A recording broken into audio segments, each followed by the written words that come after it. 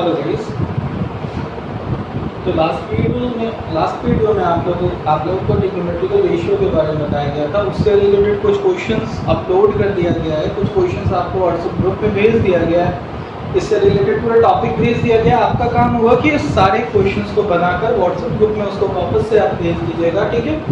और जहाँ भी जो भी प्रॉब्लम होगा व्हाट्सएप ग्रुप में क्वेश्चन नंबर लिख दीजिएगा, क्वेश्चंस का स्क्रीनशॉट भी भेज दीजिएगा और देन आफ्टर आपको वो इस वीडियो नेक्स्ट वीडियो लेक्चर्स में वो सब चीज़ बता दिया जाएगा।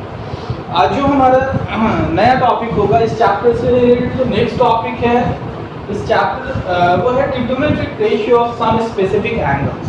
सबसे पहली बात वर्ड आता है angle.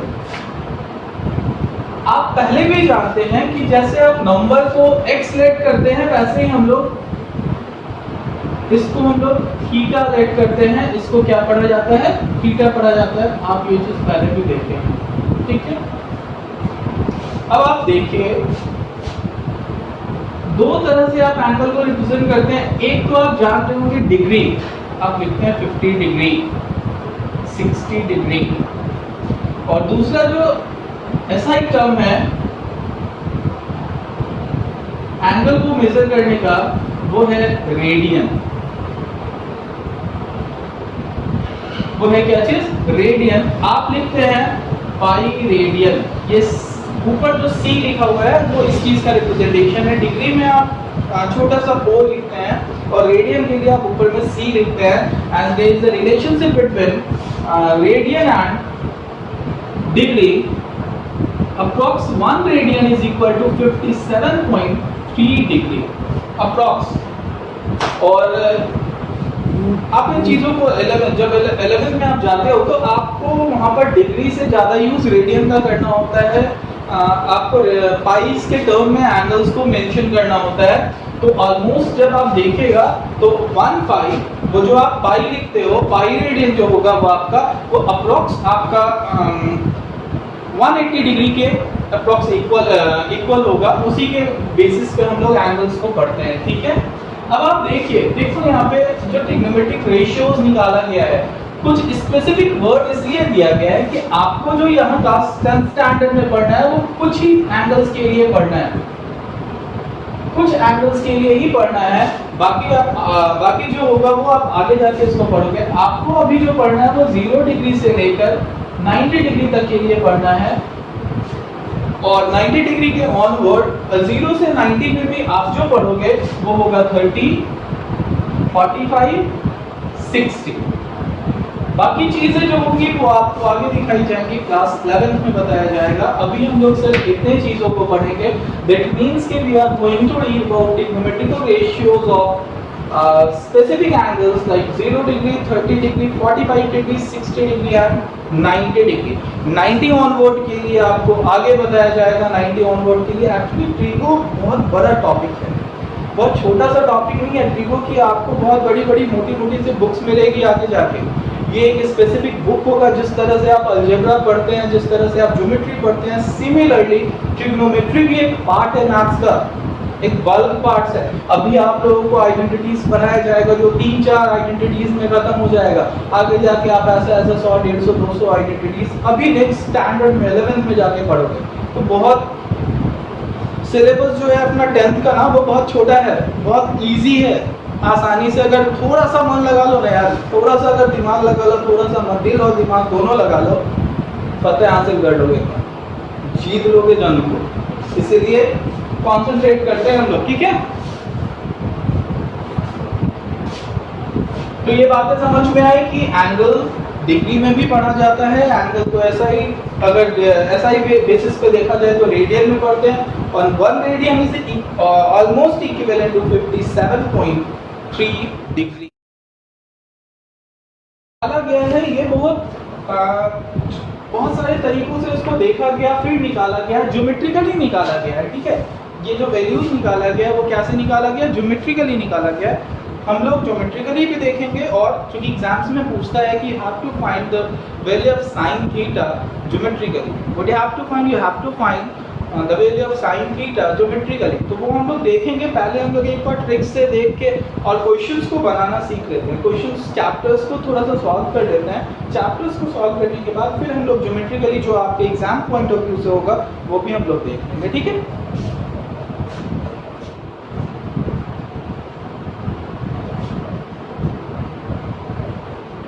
45 degree, 60 degree and 90 degree. आप 90 को क्या लिखते हो? पाई बाई 2 लिखते हो। इसको क्या लिखते हो? पाई बाई 3 लिखते हो। इसको क्या लिखोगे? पाई बाई 6 लिखोगे। इसी तरह इसको क्या लिखोगे? ठीक है। अब आप देखिए,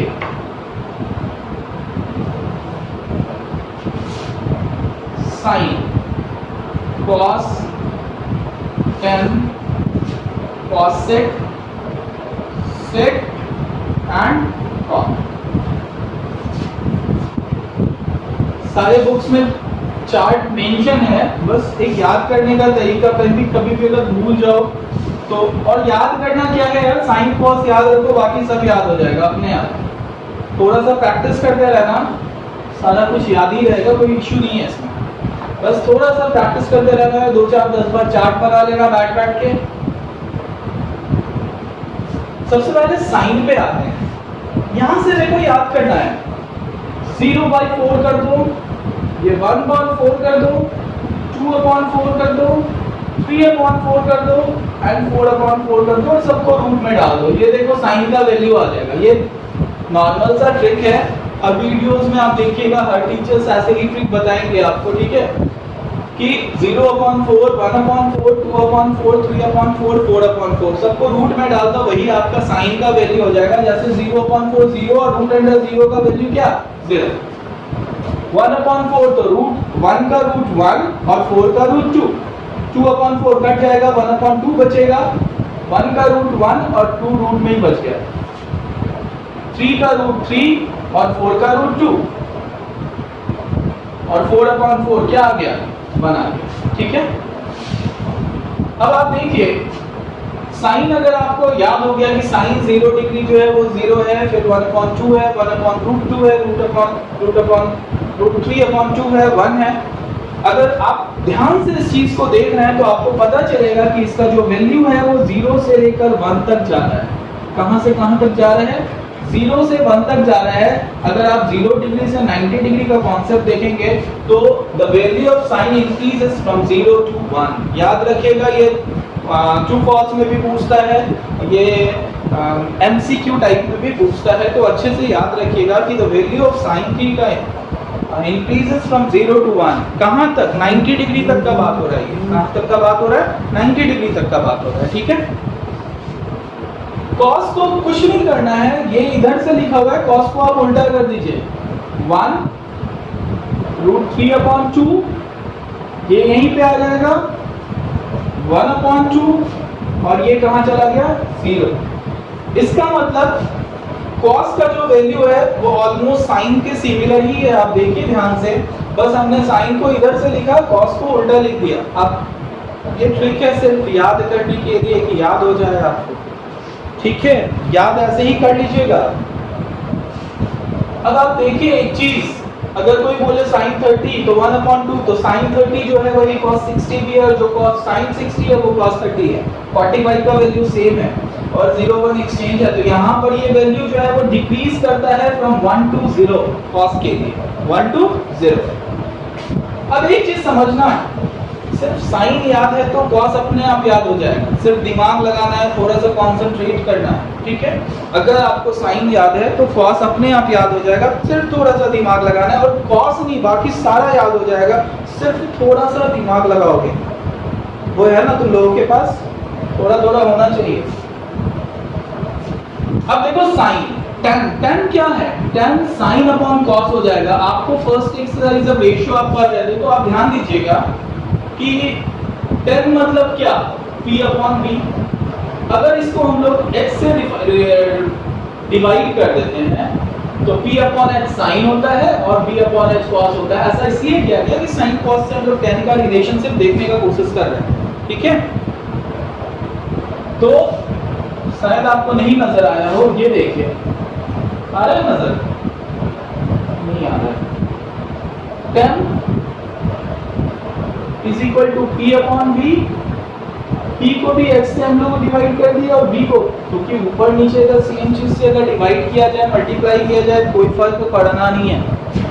तो ये हो गया साइन और ये हो गया कॉस। तो कहने का मतलब आप साइन अपॉन कॉस कीजिए, 10 ऑटोमेटिक आएगा। तो 0 अपॉन 1, तो 0 अपॉन 1 क्या होता है? 0 होता है। 1 अपॉन 2 बाई रूट 3 अपॉन 2, तो 2 2 कैंसिल हो गया, 1 अपॉन रूट 3, ये आ गया 1, ये आ गया 2 2 कैंसिल हो जाएगा, रूट 3, 1 अपॉन 0, ये हो गया नॉट डिफाइंड। ये क्या हो गया? Not defined. अब आपको ये लॉजिक तो पता है ना बाबू कि क्यों 1 अपॉन 0 नॉट डिफाइंड हो रहा है? यहाँ पे आप नजर नहीं आ रहा है आपको। अच्छा, एक चीज आपको समझा देते हैं कि यहाँ पे आप कहाँ पे देख पा रहे हैं? यहाँ पे देख पा रहे हैं 1 अपॉन 0 क्यों नॉट डिफाइंड होता है? रीजन क्या है? और 0 अपॉन 1 क्यों 0 हो जाता है? ये बहुत इंपॉर्टेंट चीज है जो यहाँ पे आपको क्लियर होना होगा। ये चीज यहाँ पर आप क्लियर होइए, ठीक है? बहुत जरूरी है, बहुत ज्यादा। तो सिर्फ आप ध्यान से देखें तो आपको याद करना क्या है? साइन, वो भी याद नहीं करना है, वो भी आपका हो जाएगा, ठीक है?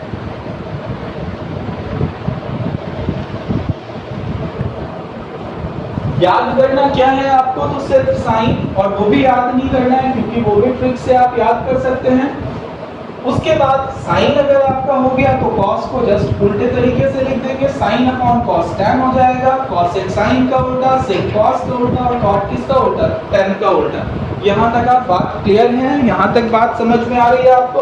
अब आपको ये हमेशा याद रखना होगा कि साइन 60 मतलब रूट 3 अपॉन 2, कॉस 60 मतलब 1 upon 2, tan 30 degree 1 upon root 3, tan 60 degree root 3। इस तरह से आपको भी एकदम याद रहना चाहिए चार्ट। जैसे हम आपको बता रहे हैं, ठीक उसी तरह से इस चार्ट को आप बार बार, कम से कम 10 बार आप खुद से बनाइए, बार बार लिखिए, रैंडम लिखिए और इस चार्ट को याद रखिए। इस चार्ट के हेल्प से कोई भी चीज जो होगा वो इजी हो जाएगा, आपको बार बार देखने का जरूरत नहीं पड़ेगा। चलो एक वो वाला कॉन्सेप्ट देख लेते हैं। ये 1 अपॉन 0 नॉट डिफाइंड लिखते हैं हम लोग, 0 अपॉन 1 0 लिखते हैं। भाई साहब, आज तक ये कॉन्सेप्ट हम समझे ही नहीं थे। ये कॉन्सेप्ट को क्लियर कर लो, बहुत जरूरी है इस कॉन्सेप्ट को क्लियर करना। ध्यान देना, अगर आपके पास लिखा हुआ है 2 अपॉन 4, तो आप कैसे लिखते हैं इसको? 4 के टेबल में 2 लाना होगा, पॉइंट लगाया, 0 2 0 5 टाइम्स में आया, इस तरीके से। अगर आपको लिखना है 4 अपॉन 2, तो आप कैसे लिखते हैं? 2 से 4 को डिवाइड करना है, दैट मींस कि 2 टाइम्स। सिमिलरली अगर आपके पास लिखा हुआ है 0 अपॉन 1, तो इसका मतलब 1 से 0, तो 1 के टेबल में 0 लाना है, कितने बार में आ जाएगा? 0 बार में आ जाएगा, ऑब्वियसली आ जाएगा। You have to bring 0 in the table of 1, तो आप 1 को 0 से मल्टीप्लाई कीजिएगा, 0 आएगा, ऑब्वियसली आएगा। लेकिन इसी की जगह अगर लिखा रहे 1 अपॉन 0 या 5 अपॉन 0 या 6 अपॉन 0 या 1 लाख अपॉन 0, इसका मतलब 0 के टेबल में 1 लाना है। भाई बताओ कितने बार में आएगा? ले आओगे, 0 के टेबल में 1 लाना है, ले आओगे, 2 से मल्टीप्लाई करके, 4 से, 5 से, 10 से, 50 से, 100 से, 2000, 5000, नहीं ना? इसका मतलब आंसर क्या होगा? नॉट डिफाइंड होगा। And this is the reason कि कभी भी नीचे में कहा जाता है डिनोमिनेटर में 0 नहीं लेने के लिए, क्योंकि डिनोमिनेटर का 0 पूरे चीजों को अनडिफाइंड कर देता है मैथ्स के लैंग्वेज में। ठीक है, यहाँ तक आ रहा है बात समझ में? अब देखो बेटा, सेकेंड चैप्टर जो है ना वो बहुत इजी है, कुछ नहीं करना है, चीज़ों को याद रखना है। चीज़ें अगर याद है, ये वैल्यूज अगर आपको याद है, ठीक है नहीं यहाँ पे, अगर आपको वैल्यू याद है कि what is sin 30, what is sin 60, sin 45 क्या है, cos 60, cos 45 क्या है, तो फिर ये चैप्टर बहुत आसानी से बनने वाला है। ठीक है, कुछ नहीं, बस कहीं पे भी आपको 30, 60, 45 कुछ दिखे, आप सीधा सीधा वहाँ पे वैल्यू डालिए, वैल्यू डालने के बाद सीधे सीधे क्वेश्चन को सॉल्व करिए। ठीक है, एक दो क्वेश्चंस हम लोग देखते हैं और उसके बाद फिर आप आसानी से बनाइएगा, कोई दिक्कत नहीं आने वाला। अब देखो पहला क्वेश्चन हमारे बोर्ड पे, cos square 30 degree plus sin square 45 degree plus 1/tan square plus 60 degree. Value अगर आपको याद है तो कोई दिक्कत नहीं है। cos square 30 degree, cos 30 degree क्या, cos 30 डिग्री वही जो sin 60 डिग्री, और sin 60 डिग्री क्या था, √3/2 था, ठीक है। तो √3/2 का square plus sin square 45 degree 1/√2 था, 1/2 का स्क्वायर माइनस 1/3 tan 60 डिग्री जो कि √3 था, ये √3 का स्क्वायर हो जाएगा, ठीक है। ये आ गया 3/4 प्लस 1/2 और माइनस 1/3 इंटू 3, ये 3 से 3 क्या हो गया, कैंसिल हो गया। एलसीएम आ गया 4 आ गया, तो ये 3 प्लस 2 माइनस 4, ठीक है। तो 3 to 5 minus 4 1/4 will be your answer. Clear है? कुछ करना पड़ा भाई, कुछ भी नहीं करना पड़ा। आप देखें ना, सीधा सीधा आपने वैल्यू डाला और आंसर आएगा। यही करना है सेकंड चैप्टर में, तो टेंशन लेने का जरूरत नहीं है। सिर्फ वैल्यू को याद करो, वैल्यू याद करने के बाद आसानी से उस वैल्यू को यहाँ पे पुट अप करना और आपका क्या आएगा, आंसर। क्वेश्चन देखना बोर्ड पे, आपके पास क्वेश्चन मेंशन है कि 2 cos theta is equal to √3, 2 cos 3 theta is equal to √3। आप इसको एक साथ कंसीडर करना है, इसको मत काटना वाटाया, ठीक है। तुम लोग कुछ भी कर सकते हो, एजी वैसा है। Find the value of theta. अब आप ध्यान से समझिए कि क्या आपको आंसर में cos चाहिए, नहीं चाहिए ना। तो cos अगर नहीं चाहिए तो इसका मतलब cos को यहाँ से हटाना होगा। cos क्या से हटेगा भाई साहब, cos LHS में तो है लेकिन cos RHS में नहीं है, तो RHS में भी cos लिख देते हैं √3। तो किसी cos का वैल्यू हम लोग नहीं जानते, लेकिन यहाँ पर एक 2 लिखा हुआ है, वो हम लोग इस साइड ले आए तो ये √3/2 हो जाएगा, जो कि cos 30 डिग्री होता है। cos कैंसिल हो जाएगा, बहुत इजी है। चलो देखते हैं। तो फिर 2 cos 3 theta is equal to √3, तो cos 3 theta is equal to √3/2, तो cos 3 theta is equal to cos 30 degree. इसका मतलब कि 3 थीटा किसके बराबर, 30 डिग्री के, तो थीटा किसके बराबर, 10 डिग्री के। This will be your answer. Clear है?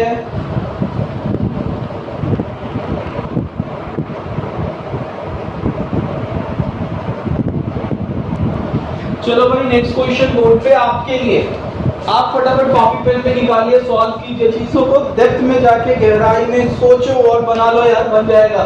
अगर नहीं बन रहा है तो फिर दिक्कत है।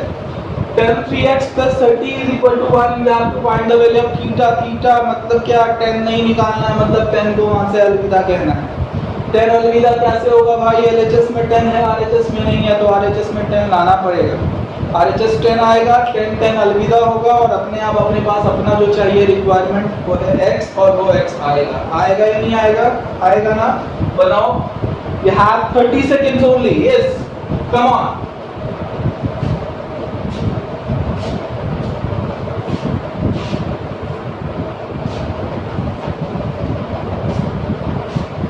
चलो देखते हैं बन गया होगा। ओ 10 3x plus 30 is equal to 10 1 क्या 1 10 45 डिग्री,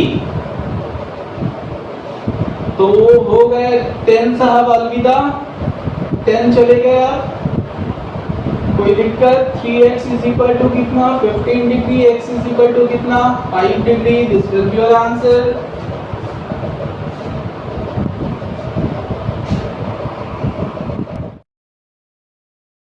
ये इस वीडियो का लास्ट क्वेश्चन, ठीक है। इसके बाद एक और इम्पोर्टेंट, एक दो क्वेश्चन इम्पोर्टेंट है जो आपके एनसीईआरटी के लिए इम्पोर्टेंट है, तो हम लोग नेक्स्ट वीडियो लेक्चर्स में कवर अप करते हैं, ठीक है। अभी क्वेश्चंस एक्चुअली अवेलेबल नहीं है हमारे पास। हम लोग चीज़ों को बहुत डेप्थ, मतलब बहुत बेसिक लेवल से, फाउंडेशन से स्टार्ट कर रहे हैं, ताकि आपको किसी भी टॉपिक को समझने में कहीं से कोई परेशानी नहीं हो। और हाँ, अगर किसी जगह पर अगर आपको कुछ नहीं समझ में आ रहा हो तो आप सीधे स्क्रीनशॉट लीजिए वीडियोज़ का और आराम से उसको व्हाट्सएप ग्रुप में भेजिए, फिर हम लोग वहाँ पे सोल्यूशन देंगे। देखो लेक्चर्स में बहुत, चूंकि ये लेक्चर सोशल मीडिया पे जाता है, तो हम लोग इसमें 3 4 10 क्वेश्चंस, बहुत अच्छे क्वेश्चंस को डिस्कशन करा के और लेक्चर्स खत्म कर सकते हैं। लेकिन चीज़ों को हम लोग इसलिए बेसिक से और फाउंडेशन से स्टार्ट कर रहे हैं, क्योंकि ये सिर्फ और सिर्फ 10th लेवल के लिए। और 10th लेवल में ट्रिगोनोमेट्री एक फर्स्ट पहली बार कॉइन हुआ है ये वर्ड है, और लोग इससे ऑब्वियसली अभी तक रूबरू नहीं होंगे, इससे इंट्रोड्यूस नहीं होंगे, वो बच्चे ज़रूर होंगे जो पहले से एनटीएससी और ओलंपियाड्स की तैयारी में लग चुके हैं, लगे हुए हैं, पहले से लेके चल रहे हैं। तो इसीलिए हम लोग बेसिक लेवल पे, फाउंडेशन लेवल से स्टार्ट कर रहे हैं और मेनली बोर्ड्स को देखते हुए इन वीडियोस को तैयार किया जा रहा है ताकि आपका क्लासरूम प्रोग्राम जो है वो किसी भी तरह से इफेक्ट उस पर इफेक्ट ना पड़े। तो ये हमारा इस वीडियो का आज का लास्ट क्वेश्चन होगा, ठीक है। आप ढंग से देखिएगा, ये एनसीईआरटी का क्वेश्चन है, कुछ नहीं करना, सीधे वैल्यू डालना है और आपको अलजेब्रिक ऑपरेशंस आना चाहिए कि किस तरह चीजों को हम लोग सॉल्व करते हैं, ठीक है। तो cos 60 degree as you all know 1/2